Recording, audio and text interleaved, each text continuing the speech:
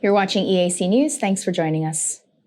An analysis of Pakistan's devastating floods has found fingerprints of the human-made climate crisis on the disaster, which killed more than 1,500 people and destroyed so much land and infrastructure it has plunged the South Asian nation into crisis. EAC News reporter Anthony Ellis has the story. Analyses published by the World Weather Attribution Intensive last week, while unable to qualify exactly how much climate change had contributed to the floods, found that some of the models show that the climate crisis may have increased by intensity of rainfall by up to 50% when looking specifically at the 5-day downpour that hit the provinces of Sindh and Balochistan hard. The analysis also found that the floods were likely a 1 in 100-year event, meaning that there is 1% chance of similarly heavy rainfall each year. Authorities in Pakistan have warned it could take up to 6 months for the deadly floodwaters to recede in the country's hardest hit areas as fears rise over the threat of poison of waterborne diseases including cholera and dengue.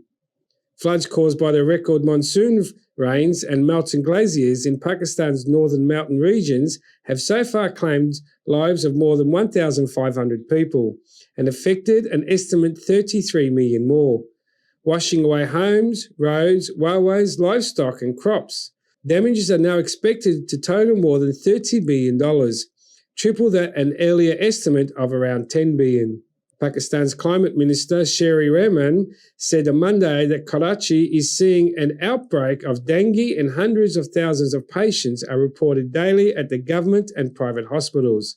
The dengue cases this year are 50% higher than last year, with 584,246 people in camps throughout the country. The health crisis could wreak havoc if we go unchecked. Pakistan is home for more glaciers than anywhere in the world outside the polar regions, and as climate warms, it is becoming more vulnerable to the sudden outbursts of melting glaciers, water, and have the power to bring widespread destruction.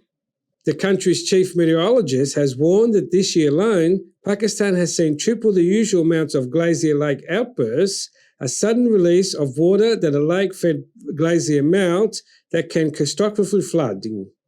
It is not yet clear how much Pakistan's current flooding crisis might be connected to the glacier melt, but unless planet-warming emissions are reined in, Sarfaraz suggested that the country's glaciers will continue to melt at speed.